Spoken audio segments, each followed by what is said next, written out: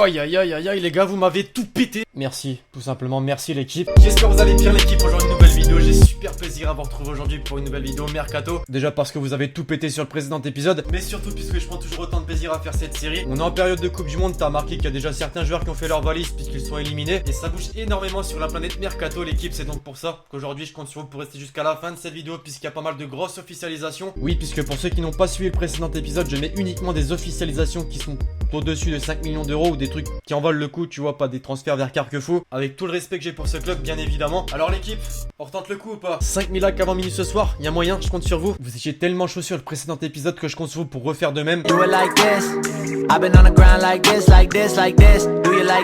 Et pour commencer cet épisode Mercato l'équipe, non pas en France, car le PSG pense déjà à vendre et l'Olympique de Marseille est en pleine négociation notamment avec Mario Balotelli, mais en Espagne cette semaine l'équipe, puisque le Real Madrid a montré son intérêt cette semaine pour un autre grand nom du foot après Robert Lewandowski, c'est désormais N'Golo Kanté, toujours dans le viseur du Paris Saint-Germain. Le milieu de terrain français serait dans les petits papiers de Florentino Pérez, le président de la Maison Blanche, et à en croire le journal Le Parisien, les dirigeants espagnols se seraient renseignés sur la situation actuelle de l'international tricolore, qui lui, juste avant la Coupe du Monde, avait annoncé ne pas se soucier concernant son avenir puisqu'il se sent bien à Chelsea et souhaite donc continuer son aventure en Angleterre. Malgré tout, la presse espagnole cette fois-ci, cette semaine, l'équipe nous apprend qu'N'Golo Kanté aurait expliqué qu'il serait plus tenté pour rejoindre le Real Madrid à l'âge de 27 ans. Nouveau challenge pour N'Golo Kanté. On aura très certainement la réponse à cette question dans les prochains mois. Alors vous l'équipe, qu'en pensez-vous de cette histoire? Possible? Pas possible? Doit-il rester ou quitter le club? Dites-moi vos avis en commentaire. En Angleterre, l'équipe, les Reds de Liverpool n'ont véritablement pas digéré la défaite en finale de Ligue des Champions puisque le Mundo Deportivo cette semaine, l'équipe annonce que Liverpool aurait transmis une offre de 170 millions d'euros au Real Madrid pour Marco Asensio. Une offre toujours en attente puisque le jeune attaquant espagnol a fait savoir qu'il pensera à son avenir après la Coupe du Monde. En tout cas, on l'a clairement compris l'équipe, les dirigeants anglais veulent vraiment frapper un grand coup puisqu'après l'arrivée de Fabinho,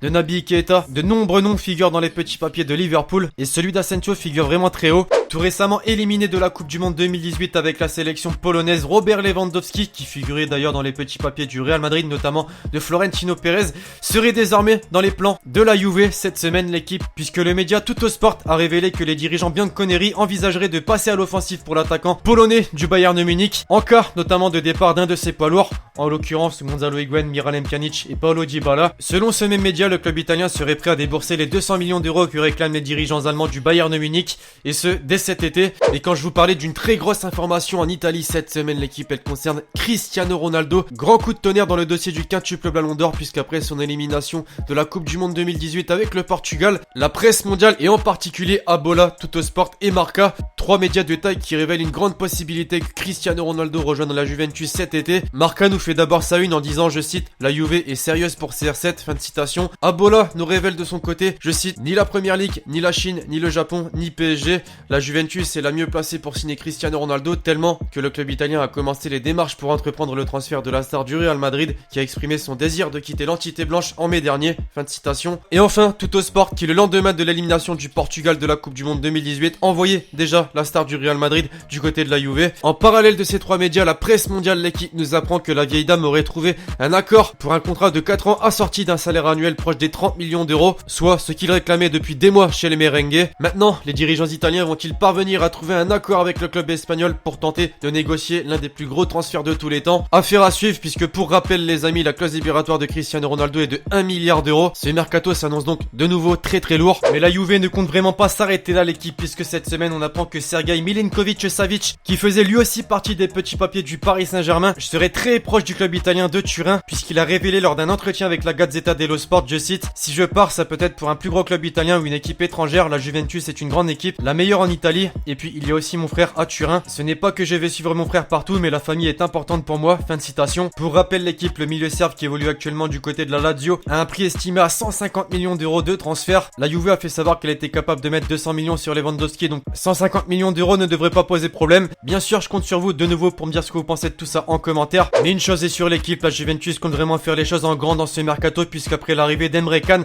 le club italien a annoncé l'arrivée du latéral portugais Joao Cancelo. Il s'est engagé contre une somme de 40,4 millions d'euros et a signé un contrat jusqu'en juin 2023. Mais l'Inter Milan frappe également un très grand coup cette semaine puisque le club italien a annoncé la signature de Raja Nainggolan, le grand absent de la sélection belge à cette Coupe du Monde 2018, signe un contrat jusqu'en juin 2022 et le montant du transfert quant à lui est estimé à 32 millions d'euros. Et un peu plus récemment, c'est Stefan De Vrij qui est annoncé officiellement du côté de l'Inter Milan. Le défenseur néerlandais de 26 ans, dont le contrat avec la Lazio s'est terminé le 30 juin, a signé un contrat de 5 ans jusqu'au 30 juin 2023 donc. Tout comme l'AS Roma qui, après avoir annoncé l'arrivée de Javier Pastore contre 24 millions d'euros, a annoncé cette semaine l'arrivée de William Bionda, un joueur qui me plaît particulièrement bien l'équipe puisqu'il vient de où? Du Racing Club de Lens. Bien évidemment, le défenseur central s'est engagé en faveur du club italien contre un chèque de 6 millions d'euros plus 5 de bonus. À l'âge de 18 ans, il a quant à lui signé un contrat jusqu'en juin 2023. Dans la nécessité de vendre pour rester dans les clous du fair play financier, le Paris Saint-Germain atteint donc enfin son objectif fixé par l'UEFA, puisqu'après Javier Pastore, c'est cette semaine Yuri Berchiche qui va poursuivre sa carrière non pas du côté de l'AS Roma, mais du côté de l'Athletic Bilbao en Espagne, pour un montant de transfert quand même situé entre 23 et 25 millions d'euros. La Fiorentina de son côté s'approprie les services de Alban Lafont. Le gardien du TFC quitte donc l'Hexagone pour rejoindre la Serie A, où il s'y est engagé pour une durée de 5 saisons, et le montant de son transfert quand même se situe aux alentours des 8,5 millions d'euros. Mais cette semaine les amis, c'est l'Olympique Lyonnais qui fait des heureux, puisque le club français a annoncé la vente de 2 joueurs, à commencer par Mouktar Djakabi, le jeune défenseur français, a signé contre une somme de 15 millions d'euros et a signé un contrat de 5 années. Quant à l'autre joueur, il s'agit de Jean-Philippe Mateta, qui a quant à lui officiellement été transféré au club de Mayence en Allemagne, contre un montant de 8 millions d'euros. Le club de Mayence, qui en parallèle de ce dossier perd également un défenseur, il est également français et il s'agit de Abdou Diallo qui à l'âge de 22 ans signe un contrat de 5 ans avec le Borussia Dortmund. Le montant de son transfert est estimé à 28 millions d'euros. Et enfin, pour terminer, comme de nombreuses stars du football en fin de carrière, Wayne Rooney va découvrir le championnat de MLS puisque le joueur anglais s'est engagé avec le DC United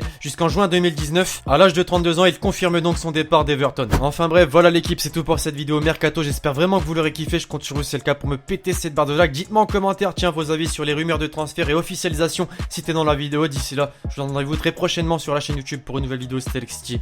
Ciao ciao.